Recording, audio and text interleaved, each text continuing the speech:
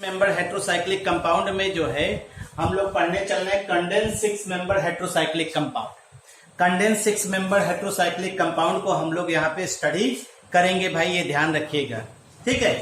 और इसमें हम लोग जो है कंडेंस 6 मेंबर हेट्रोसाइक्लिक कंपाउंड जो लेने चल रहे हैं उसमें देखिए कैसे पेरिडीन रिंग और बेंजीन रिंग एक दूसरे से जुड़ते हैं और उसकी नंबरिंग हम लोग कैसे करते हैं, ये सारी चीजें हम आपको दिखाएंगे, ठीक है। तो आप इसको देखिए और उसके बाद हम लोग आज स्टार्ट भी क्यूनोलिन करेंगे और क्यूनोलिन की जो है प्रिपरेशन भी बताएंगे, सिंथेसिस कैसे हम लोग क्यूनोलिन की करते हैं, ठीक। तो ये कंडीशन है, आपको हर चीज ओके है ना, कोई दिक्कत नहीं हो रही है ना। तो आइए देखते हैं हम लोग। जैसे अगर बात करते हैं कंडेंस रिंग की, तो हमने आपको बताया कंडेंस रिंग मतलब दो 6 मेंबर रिंग अगर एक दूसरे के साथ कंडेंस जुड़े यहाँ पे और इसको देखिए आप, तो आप इस तरह की सिचुएशन पा सकते हैं।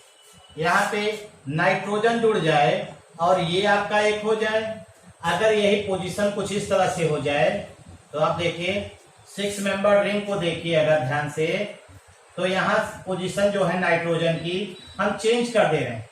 यहाँ पोजीशन नाइट्रोजन की चेंज कर दिया और पोजीशन नाइट्रोजन की चेंज अगर हम लोग कर दे रहे हैं तो यहाँ पे देखिए इसको सीधे सीधे हम लोग ऑब्जर्व कर रहे हैं भाई, ठीक है भाई, सीधे सीधे ऑब्जर्व कर रहे हैं। और यहाँ पे ये सिचुएशन कुछ इस तरह से हो, अगर ये सिचुएशन हम लोग इस तरह से दिखा दें तो यहाँ नाइट्रोजन हो जाएगा। अब आप देखिए नाइट्रोजन यहाँ कितना बॉन्ड बना रहा है, 4, तो यहाँ पे नाइट्रोजन पे प्लस चार्ज आ जाएगा। कहने का मतलब है नंबरिंग हमेशा हम लोग यहीं से स्टार्ट करेंगे, 1 2 3 4 5 6 7 8, इस तरह से नंबरिंग आप हमेशा करेंगे भाई, ये ध्यान रखिएगा।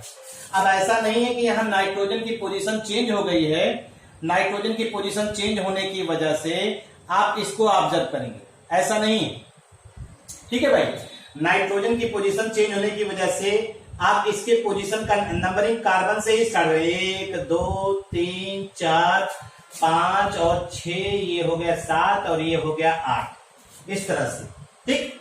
आपको मालूम है, अगर इसको ध्यान दीजिए तो हम लोग इसको सीधे सीधे क्या कहते हैं, ये आपका क्यूनोलिन हो गया, इसे हम लोग क्या कहते हैं, क्यूनोलिन पढ़ते हैं, ये क्यूनोलिन हो गया।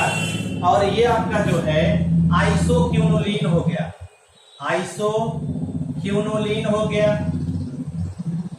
और यहां पे देखिए ये जो आपका है नाइट्रोजन पे पॉजिटिव चार्ज आया, नाइट्रोजन पे पॉजिटिव चार्ज आने की वजह से इसको हम लोग क्या कह रहे हैं, इसको हम लोग जो है सीधा सीधा बात कह रहे हैं, ये आपका हो जाएगा क्यूनोलिजियम साल्ट, इसे हम लोग क्या कहेंगे, क्यूनोलिजियम साल्ट, ये आपका क्यूनोलिजियम साल्ट हो, क्यूनोलिजियम। तो कहने का मतलब है quinine iso quinoline, quinoline iso quinoline और क्यूनोलिजियम साल्ट है। नाइट्रोजन की पोजीशन चेंज कर रहे हैं, नाइट्रोजन की पोजीशन चेंज करने पर आप कंपाउंड देखिए, एक बेंजीन एक पेरिडीन रिंग, आपका ये सीधे सीधे क्यूनोलिन हो गया। एक बेंजीन है, दूसरे में नाइट्रोजन की पोजीशन सेकंड कार्बन पे पहुंच गई तो आइसो क्यूनोलिन हो गया। और दो रिंग के बीच में नाइट्रोजन आ गया तो यहाँ प्लस चार्ज आ गया, तो उसे हम लोग क्या नाम दे रहे हैं, क्यूनोलिजिनियम साल्ट, ठीक है। हम लोग को पढ़ना जो है ये क्यूनोलिन के बारे में पढ़ना है और आइसो क्यूनोलिन के बारे में पढ़ना है भाई। तो हम लोग इसी को स्टडी करने चल रहे हैं, इसी को स्टार्ट करने चल रहे हैं। इसको हटाते हैं, अब आपको लेकर चलते हैं about the quinoline. About the quinoline के बारे में हम लोग स्टडी करेंगे और क्यूनोलिन के बारे में पढ़ेंगे, ठीक है भाई। क्यूनोलिन जो होता है वो आपका जो है सीधे सीधे अगर हम लोग ऑब्जर्व करें, क्यूनोलिन हमारा जो है वो क्या है, कंडेंस 6 मेंबर हेट्रोसाइक्लिक कंपाउंड है और इसको जो हम लोग ऑब्जर्व कर रहे हैं। तो आइए इसकी जो है हम लोग मेथड ऑफ प्रिपरेशन देखते हैं, कैसे इसको प्रिपेयर किया जाता है। नंबरिंग आप जान लीजिए, सारे हेट्रोसाइक्लिक कंपाउंड का जो हेट्रो एटम है नाइट्रोजन, वहीं से नंबरिंग शुरू कर रहे हैं और ये इस पोजीशन पे क्या है, फ्यूज्ड हुआ है। तो आइए इसी को देखते हैं और इसी की सिंथेसिस को हम लोग ऑब्जर्व करते हैं भाई। अगर आप ध्यान दीजिए तो हम लोग यहां पे चल रहे हैं method of preparation. Methods of preparation, methods of preparation, ठीक, इसकी देखते हैं। और आपके यहाँ सिलेबस में इसके डेरिवेटिव्स की बात कर रहे हैं, डेरिवेटिव्स को भी हम लोग ऑब्जर्व करेंगे और साथ ही साथ इसकी सिंथेसिस देखेंगे। तो आपके यहाँ सिलेबस में स्क्रैप सिंथेसिस दिया गया, ठीक है भाई, स्क्रैप सिंथेसिस, आइए देखते हैं।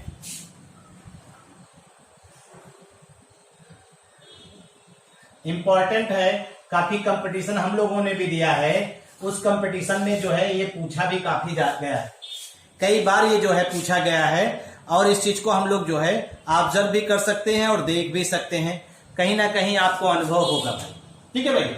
अगर हम इसी को देखें और इसी को पढ़ें, स्क्रैप सिंथेसिस में क्या है, कैसे है, अगर इसको देखें और इसको समझें तो हम लोग सीधे सीधे ऑब्जर्व कर सकते हैं।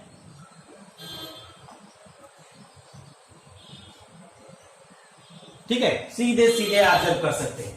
तो इसको बनाने के लिए क्या क्या रिएजेंट हम लोग यूज करते हैं, हम पहले उसी को देख रहे हैं, ठीक।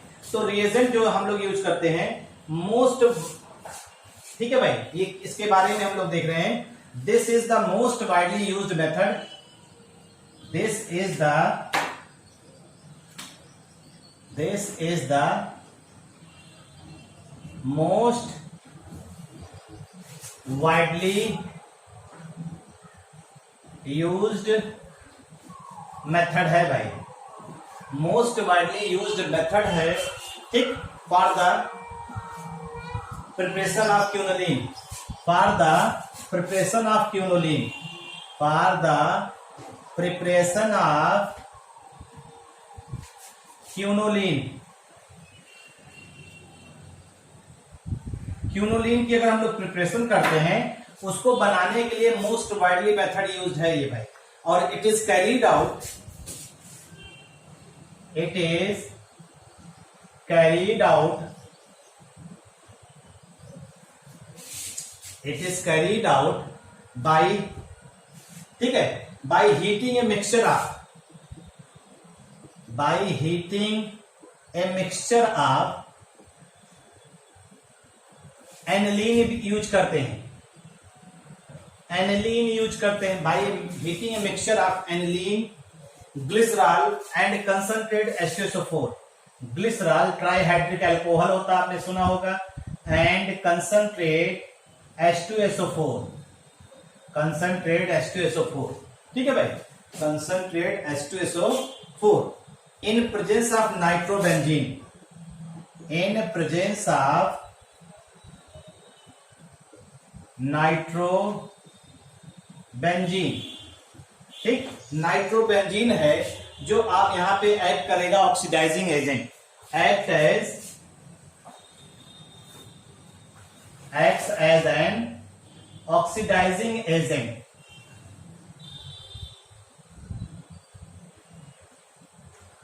Acts as an oxidising agent, oxidising agent की तरह एक्ट करेगा। एंड फेरस सल्फेट यूज करते हैं, and ferrous sulphate FeSO4 use करते हैं, ठीक। वो क्या करता है, रिएक्शन का जो एक्सप्लोजन भाई, रिएक्शन को लेस वायलेंट बनाने के लिए यूज करते हैं, makes reaction less violent, makes reaction less violent,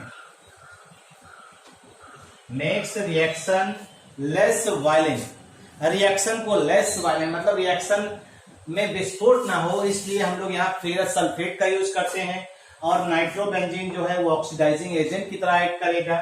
तो यहाँ पे आपने यूज क्या क्या किया, क्यूनोलिन की प्रिपरेशन के लिए आपने मिक्सचर ऑफ एनिलीन लिया, ग्लिसरॉल लिया और कंसंट्रेट H2SO4 लिया in the presence of nitrobenzene जो एक्ट कर रहा है ऑक्सीडाइजिंग एजेंट के रूप में, और फेरस सल्फेट को भी लिया जो रिएक्शन के वायलेंट को जो है कंट्रोल करता है, यानी जो विस्फोट होता है उसे कंट्रोल करने का काम ये करता है भाई।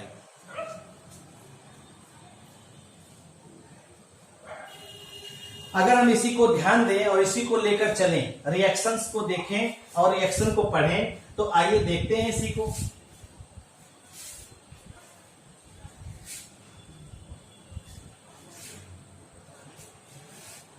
तो इसका मेथड ऑफ प्रिपरेशन जो हम लोग करने चल रहे हैं, देखिए आपने कहा एनिलीन लेना है, एनिलीन ले लीजिए,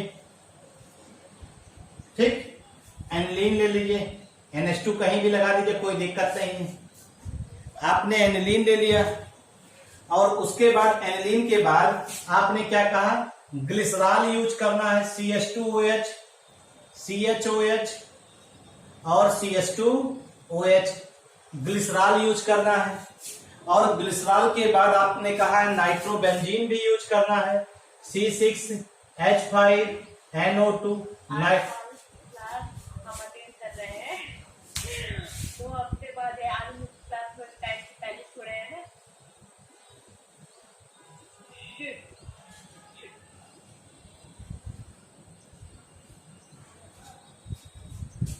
तो हमने आपसे क्या कहा, आपने एनिलीन यूज किया है, देखिए ध्यान से, एनिलीन यूज किया है, ग्लिसरॉल यूज किया है और आपने नाइट्रोबेंजीन यूज किया, ध्यान दीजिएगा, ऑक्सीडाइजिंग एजेंट जो है। आपने ये भी कहा कि जो कंसंट्रेटेड H2SO4 का भी इस्तेमाल करेंगे यहाँ पे, कंसंट्रेटेड H2SO4 डिहाइड्रेटिंग एजेंट की तरह एक्ट करेगा, ये लिया आपने। और फेरस सल्फेट का भी इस्तेमाल कर रहे हैं। फेरस सल्फेट का इस्तेमाल क्यों कर रहे हैं, फेरस सल्फेट का इस्तेमाल जो है रिएक्शन को लेस वायलेंट बनाने में यूज कर रहे हैं, रिएक्शन को लेस वायलेंट बनाने में आप इसका इस्तेमाल कर रहे हैं।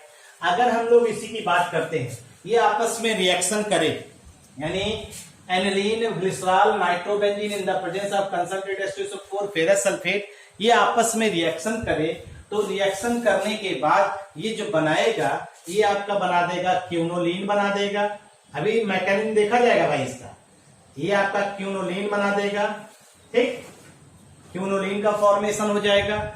और जब नाइट्रोबेंजीन का रिडक्शन आप कर रहे हैं, तो नाइट्रोबेंजीन का अगर रिडक्शन होगा तो वो क्या हो जाएगा, NO2 का रिडक्शन होता है, तो आपको मालूम होना चाहिए NO2 का रिडक्शन होता है तो NH2 में वो कन्वर्ट होता है, ये पढ़ा होगा, सेकेंड ईयर में भी है। तो C6H5 यहाँ पे NH2 बन जाएगा, ये हो जाएगा। और डिहाइड्रेटिंग एजेंट है तो वाटर का फॉर्मेशन आपका होगा ही, और प्लस 3 मॉलिक्यूल H2O, ये आपका क्यूनोलीन का रिएक्शन है, ये आपकी क्यूनोलीन की रिएक्शन है भाई, ठीक है भाई, ये क्यूनोलीन की रिएक्शन है जिसको हम लोग नॉर्मली ऑब्जर्व कर रहे हैं और देख रहे हैं। तो glycerol, aniline, nitrobenzene, concentrated H2SO4, FeSO4 आपस में मिक्स करेंगे और मिक्स करने के बाद जो है ये आपका क्या बन जाएगा, इस सीधे सीधे आपका क्यूनोलीन और नाइट्रोबेंजीन का जो है, चूंकि यहाँ पे ऑक्सीडाइजिंग एजेंट है तो ये एनिलीन में कन्वर्ट हो जाएगा और ये आपका वाटर फॉर्म होगा। सीधे सीधे ये है। आपको मालूम है ये जो रिएक्शन है ये कम से कम 4 स्टेप में प्रोसीड करता है। अबव रिएक्शन, आइए इस बात को देखते हैं। This reaction is carried out in the presence of, ठीक है, इस रिएक्शन को हम लोग ऑब्जर्व करेंगे तब, आइए देखते हैं इसी को। मैकेनिज्म देखते कैसे ये हो रहा है। Mechanism,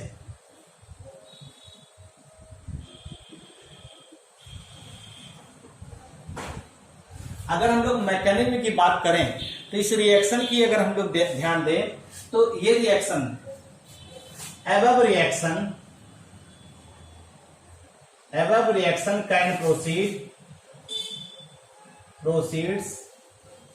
in the following 4 steps. In the following 4 steps, 4 step में होंगे भाई। चारों स्टेप का नाम हम बता दे रहे हैं आपको, और उसके बाद जो है आप इनको देखिए क्या क्या होता है इसमें।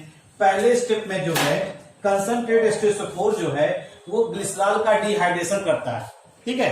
पहले स्टेप में जो है concentrated H2SO4, first step, in first step concentrated H2SO4 जो है, कंसंट्रेट H2SO4 डिहाइड्रेटेड किसको डिहाइड्रेशन करेगा, ग्लिसरॉल का, डिहाइड्रेटेड ग्लिसरॉल टू फॉर्म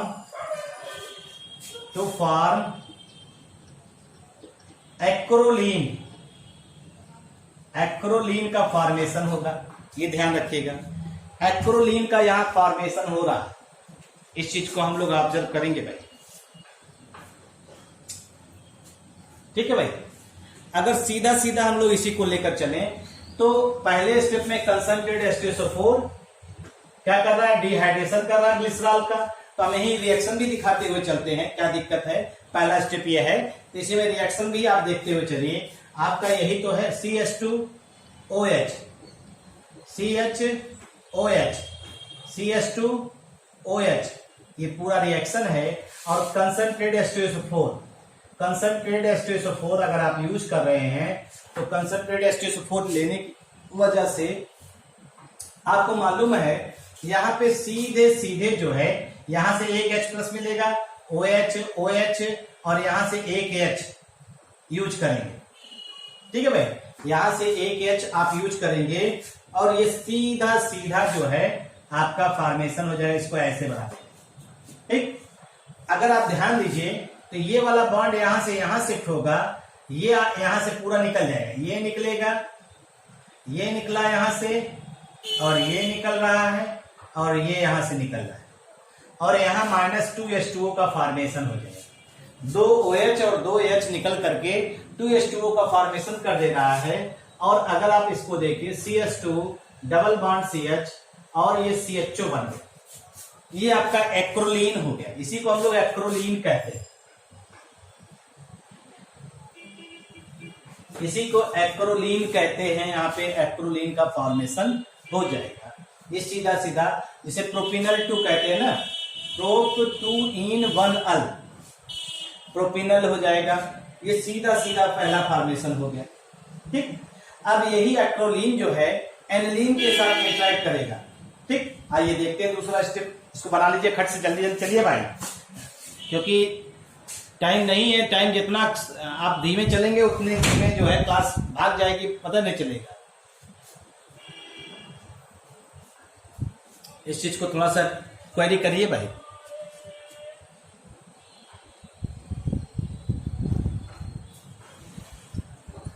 अब हटा रहे हैं इसको जल्दी से, क्योंकि बहुत तेज टाइम भाग रहा है। आप लिख पा रहे हैं कितनी तेज चल रहे हैं, ये भी बहुत महत्वपूर्ण है। अगर हम लोग इसी को ध्यान दें और इसी को आगे लेकर चलें, दूसरे स्टेप को देखिए। दूसरे स्टेप की बात कर रहे हैं। दूसरे स्टेप में 1,4 एडिशन होगा, 1,4 एडिशन होगा, 1,4 एडिशन ऑफ, ठीक, एनिलीन 1,4 एडिशन ऑफ एनिलीन। ठीक, किसके साथ एडिशन होगा, occurs to acrolein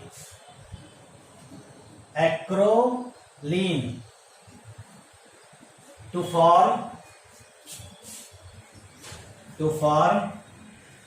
alpha beta unsaturated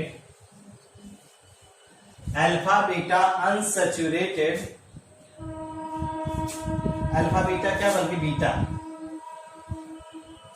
beta phenyl amino propionaldehyde, beta amino, इसको लिख लीजिए, बीटा एमिनो पूरा नाम लिख लेते हैं, beta amino propionaldehyde, beta amino प्रोपियोनल डिहाइड। ठीक है भाई, बीटा एमिनो प्रोपियोनल डिहाइड। अगर इसी की हम लोग बात करते हैं तो देखिए एनिलीन जो है आपने यूज किया है, एनिलीन आप यूज कर रहे हैं। एनिलीन में नाइट्रोजन है, हाइड्रोजन को हमने अलग अलग कर दिया, नाइट्रोजन का लोन पेयर है। ठीक, और इसके बाद जो है आपका एक्रोलीन है, एक्रोलीन में C डबल बॉन्ड OH है और उसके बाद CH है, फिर डबल बॉन्ड CH2 है। इस तरह से ये आपका एनिलीन हो गया और ये आपका एक्रोलीन हो गया। अब ये एडिशन रिएक्शन शो करेंगे। अगर ये एडिशन रिएक्शन शो कर रहे हैं तो आपको थोड़ा सा रीअरेंजमेंट देखना है। कार्बोनिल ग्रुप का इलेक्ट्रॉन विड्रॉइंग ग्रुप का ये वाला इलेक्ट्रॉन यहाँ शिफ्ट हो जाए और ये वाला यहाँ शिफ्ट हो जाए। ठीक, ये वाला यहाँ शिफ्ट हो जाएगा तो इस कार्बन पे कौन सा चार्ज आ जाएगा? इस कार्बन पे आ जाएगा प्लस चार्ज। तो नाइट्रोजन अपने लोन पेयर से इस कार्बन से जाकर के जुड़ जाएगा। नाइट्रोजन अपने लोन पेयर से इस कार्बन से जुड़ जाएगा और अगर कार्बन से जुड़ जाएगा तो हम लोग सीधे सीधे कह सकते हैं कि जो इस कार्बन पे प्लस था नाइट्रोजन के ऊपर आ जाएगा। और अगर नाइट्रोजन के ऊपर आ जाएगा तो देखिए सिचुएशन कैसे बन जाएगी। ये आपका लोन पेयर जो था नाइट्रोजन H, ये H हो गया और इस पे प्लस चार्ज हो गया, CH2 हो गया ये, और सिंगल बॉन्ड CH हो गया, यहाँ डबल बॉन्ड हो गया, यहाँ CO माइनस हो गया, H हो गया। ये इस तरह से हो जाएगा। ठीक है भाई, अब आपको करना कुछ नहीं है क्योंकि यहाँ निगेटिव चार्ज है, यहाँ पॉजिटिव चार्ज है। ये नाइट्रोजन हाइड्रोजन को खींचेगा और हाइड्रोजन यहाँ से H प्लस के रूप में निकलेगा और ये H प्लस चला जाए इसके पास। और अगर इसके पास जाएगा तो ये सिचुएशन कुछ इस तरह से हो जाएगी। और अगर आप इसको दिखाएंगे तो अब यहाँ NH हो जाएगा, यहाँ CH2 हो जाएगा, यहाँ CH हो जाएगा और यहाँ पे क्या हो जाएगा? डबल बॉन्ड C हो जाएगा, यहाँ H हो जाएगा और यहाँ OH हो जाएगा। ठीक है भाई, यहाँ इस तरह से सिचुएशन हो जाएगी। अगर आप उसी को ध्यान दीजिए, अब यहीं पे इसे हम लोग क्या कहेंगे? जो आपका ये बन रहा है कंपाउंड, उस कंपाउंड को आप जो है क्या करिए? टाटोमेरिज्म दिखाइए। टाटोमेरिज्म यानी ये आपका इनाल फॉर्म है। ठीक, अब इस इनाल फॉर्म का आप टाटोमेरिज्म दिखाइए। कीटो इनाल टाटोमेरिज्म, टाटोमेरिज्म। अगर हम टाटोमेरिज्म करते हैं तो यहाँ पे क्या होगा? ये वाला बॉन्ड जो है शिफ्ट होगा यहाँ पे, ये वाला यहाँ आ जाए और यहाँ क्या आ जाए, बल्कि इस पे कर दीजिए, इस कार्बन पे आ जाए, कार्बन पे माइनस आएगा, यहाँ से H प्लस से जुड़ जाएगा। तो जो कंपाउंड बनेगा देखिएगा ध्यान से, रिंग हो गया, यहाँ N हो गया, H हो गया, CH2 हो गया, फिर यहाँ पे CH2 हो गया और यहाँ पे C डबल बॉन्ड O हो गया और H हो गया। कार्बोनिल ग्रुप के बगल वाले कार्बन को अल्फा, उसके बगल वाले कार्बन को बीटा। तो अभी आपने नाम लिखा बीटा एमिनो प्रोपियोनल डिहाइड, ये नाम लिखा हुआ है। देखिए आपने यहाँ पे जो नाम लिखा हुआ है बीटा एमिनो प्रोपियोनल डिहाइड, तो ये वाला कंपाउंड जो है ये बन गया। इसका नाम क्या हो जाएगा? Beta amino propionaldehyde. Beta amino propionaldehyde ये हो जाएगा। आप इसको ऑब्जर्व कर सकते हैं, बीटा एमिनो प्रोपियोनल डिहाइड, इसको हम लोग सीधे सीधे ऑब्जर्व कर सकते हैं। अगर हम इसी को देखें, इसी को अब यहाँ पे देखिए, आगे का नेक्स्ट थर्ड स्टेप है। थर्ड स्टेप जो है उसको देखते हैं। ये यहाँ पे ये हो गया सेकंड स्टेप। फट से देख लीजिए, एक मिनट, एक सेकंड, 1 मिनट के लिए आप देख लीजिए। सॉरी,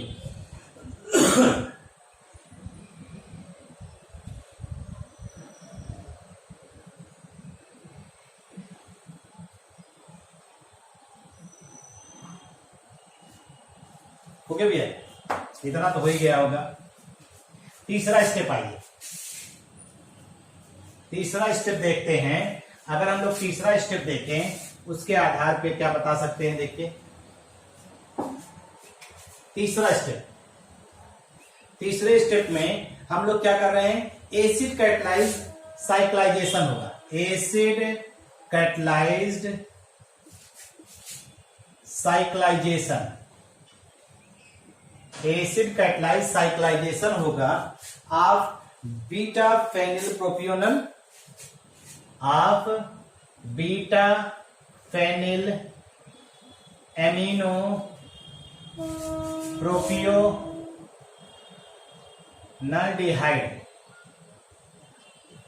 इसका जो है क्या होगा? साइक्लाइजेशन होगा, followed by dehydration, followed by dehydration gives what? Gives three four dihydroquinoline. Three four dihydroquinoline हो जाएगा, मिल जाएगा 3,4-डाइहाइड्रोक्विनोलिन। अगर हम लोग इसी को ध्यान दें और इसी को पढ़ें तो हम लोग यहाँ पे कह सकते हैं ये सीधा सीधा ये आपका बना हुआ था जो कंपाउंड, वो कुछ ये था आपका NH, यहाँ CH2, यहाँ CH2 आपका हो गया, ये C डबल बॉन्ड O और यहाँ पे H, और इसके पास लोन पेयर ऑफ इलेक्ट्रॉन है।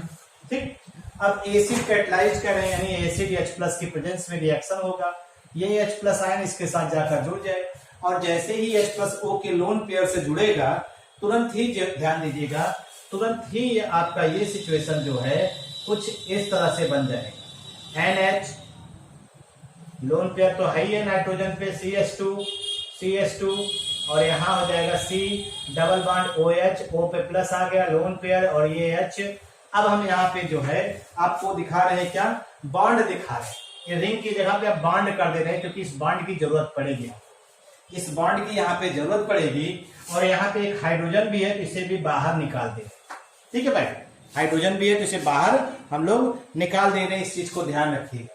अब इसके बाद क्या होगा, जैसे ही एसिड कैटलाइज्ड यहाँ पे रिएक्शन दिखा रहे हैं, ये वाला बॉन्ड यहाँ से यहाँ शिफ्ट होगा, ध्यान दीजिएगा, ये वाला बॉन्ड यहाँ से यहाँ शिफ्ट होगा, कार्बन पे कौन सा चार्ज आएगा, कार्बन पे पॉजिटिव आएगा, कार्बन पे पॉजिटिव आएगा तो ये वाला इलेक्ट्रॉन जो है जाकर के इससे जुड़ जाए, ये वाला इलेक्ट्रॉन जाकर के इससे जुड़ जाएगा, यानी आप सीधे सीधे कह सकते हैं, चाहे इसको यहाँ माइनस कर दीजिए, यहाँ प्लस हो जाएगा, या इसको इस पाई बॉन्ड से इसको जोड़ दीजिए। अगर आप जोड़ेंगे तो सिचुएशन देखिए कैसी हो जाएगी, यहाँ पे रिंग हो गया और रिंग में एक हाइड्रोजन ऊपर हो गया, आपका दो डबल बॉन्ड यहाँ हो गया, एक N और H हो गया, और इसके पास लोन पेयर और CH2 यहाँ हो गया, यहाँ CH2 हो गया, और आपको मालूम है इस CH2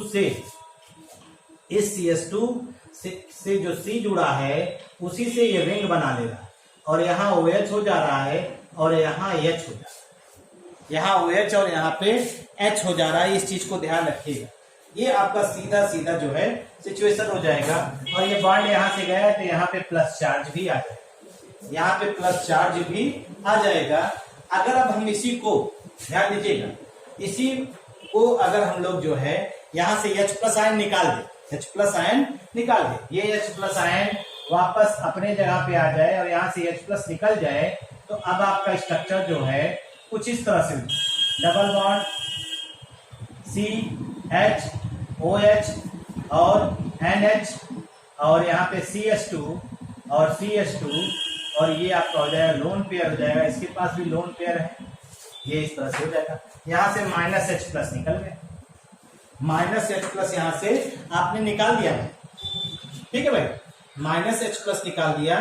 अब इसके बाद आपको डिहाइड्रेशन करना है, तो डिहाइड्रेशन के लिए कंडीशन क्या है, यहाँ से एक H निकालना है, क्योंकि अब आपने कहा था डिहाइड्रेशन -H2O निकालना है, -H2O निकालना है, तो आपको कुछ करना नहीं है कि ये वाला बॉन्ड यहाँ से यहाँ शिफ्ट होगा और ये अपना इलेक्ट्रॉन लेकर के निकल जाएगा, और जब ये लेकर निकलेगा सिचुएशन देखिए क्या हो जा रही है, सिचुएशन इस तरह से डेवलप कर रही है, और यहाँ पे ये आपका नाइट्रोजन हो गया, यहाँ H हो गया, वहां से OH निकल गया, यहाँ CH बचा, यहाँ डबल बॉन्ड हो गया, और यहाँ पे CH2 ही रहेगा, ठीक है भाई, और आपका जो है -H2O यहाँ से निकल गया, और इस तरह से जो है ये कंपाउंड आपका बन गया 1,2-डाइहाइड्रो, यहाँ हाइड्रोजन है 1 और 2 पे हाइड्रोजन, इसी को निकालना है, डाइहाइड्रोक्विनोलिन, 1,2-डाइहाइड्रोक्विनोलिन का फॉर्मेशन हो गया। लास्ट स्टेप है उसको देख लेते हैं, फिर ये आपका जो है खत्म हो जाएगा। चौथा स्टेप जो है अगर उसको ध्यान दीजिए, उसके आधार पे आप करिए तो हम लोग बता सकते हैं चौथे स्टेप में क्या है। देखिए बस फोर्थ स्टेप को अगर ध्यान दीजिए तो फोर्थ स्टेप में आपने कहा कि आपने ऑक्सीडाइजिंग एजेंट लिया, ठीक है, नाइट्रोबेंजीन जो है, नाइट्रोबेंजीन ऑक्सीडाइजेज किसको ऑक्सीडाइज करेगा, इस कंपाउंड को जो आपका बना है 1,2-डाइहाइड्रोक्विनोलिन को, 1,2-डाइहाइड्रोक्विनोलिन 1,2 डाइहाइड्रोक्विनोलिन को ऑक्सीडाइज करेगा इनटू क्विनोलिन में। ये क्विनोलिन में इनको ऑक्सीडाइज कर देगा। अगर ये ऑक्सीडाइज हो जाएंगे तब स्ट्रक्चर देखिए क्या होगा आपका। यहाँ पे जो है ये सीधा सीधा जो है NH और यहाँ पे डबल बॉन्ड है, यहाँ डबल बॉन्ड है, यहाँ डबल बॉन्ड है, यानी यहाँ से हाइड्रोजन हटाना है, यहाँ से हाइड्रोजन हटाना है। और आपको मालूम है आपने लिया क्या है C6H5NO2। अगर आपको याद हो कि NO2 के रिडक्शन के लिए आपको कितने हाइड्रोजन की जरूरत पड़ती है, 6 हाइड्रोजन की जरूरत पड़ती है। तो यहाँ पे 6 हाइड्रोजन तभी मिलेगा क्योंकि एक मॉलिक्यूल में आपको 2 हाइड्रोजन मिल रहा है। तो यहाँ इसको 3 मोल ले लेंगे और 3 मोल लेंगे तो ये सीधा सीधा आपका जो है रिएक्शन कंप्लीट होगा। और अगर रिएक्शन कंप्लीट होगा तो हम लोग इसको दिखा सकते हैं। यहाँ नाइट्रोजन, यहाँ डबल बॉन्ड हो जाएगा, यहाँ डबल बॉन्ड हो जाएगा, ये 3 मोल बन जाएगा। और C6H5NO2 जो है NO2 का रिडक्शन होगा किसमें कन्वर्ट हो जाएगा, C6CH5NH2 में कन्वर्ट हो जाएगा। और 2 ऑक्सीजन है तो 6 हाइड्रोजन हमने कहा ना मिलेगा, तो 2 हाइड्रोजन है, 2 ऑक्सीजन है तो 4 हाइड्रोजन बच रहा है। वो चारों हाइड्रोजन मिलकर के क्या बना देगा, वाटर का फॉर्मेशन कर देगा। तो 1,2 डाइहाइड्रोक्विनोलिन ये कन्वर्ट हो गया किसमें, क्विनोलिन में, क्विनोलिन में। और ये आपका नाइट्रोबेंजीन है और नाइट्रोबेंजीन किसमें कन्वर्ट हो गया, नाइट्रोबेंजीन जो है वो एनिलीन में कन्वर्ट हो गया। और इस तरह से जो है ये आपकी क्विनोलिन की सिंथेसिस हो गई। स्क्राइब सिंथेसिस आपके सिलेबस में भी है, आप इसको ध्यान से देखिए, 1-2 बार देखिए। और जब आपको लगे कि ये हो गया है तो फिर इसकी प्रॉपर्टी को हम लोग नेक्स्ट डेट जो है इसकी प्रॉपर्टी को डील किया जाएगा। इतनी बातों को आप कर डालिए, बाकी की बातें नेक्स्ट डे। Thank you.